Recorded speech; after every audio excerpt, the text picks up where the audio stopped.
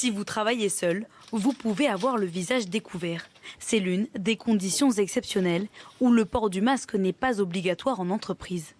Autre situation particulière, si un salarié est amené à faire des efforts physiques intenses et si l'espace est bien ventilé, l'employé peut alors porter une visière à la place du masque. Dans les open space, le salarié peut faire une pause en enlevant son masque, mais selon certains critères qui varient en fonction du degré de circulation du virus. Dans les zones vertes, il faut une bonne aération de la pièce, des écrans de protection entre les postes de travail et une mise à disposition de visières. Dans les zones oranges, deux conditions s'ajoutent. Les locaux doivent avoir de grands espaces et posséder des extracteurs d'air. Enfin, dans les zones rouges, s'ajoute un critère de densité. 4 mètres carrés par personne sont requis.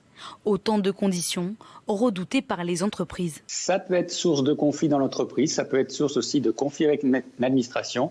C'est pour ça que nous demandons du temps pour l'appliquer, pour le comprendre et pour que nous puissions appliquer au mieux en fonction de l'activité de l'entreprise, en fonction aussi du besoin des salariés. Dans les prochains jours, les partenaires sociaux doivent faire remonter au ministère les cas où le port du masque est impossible.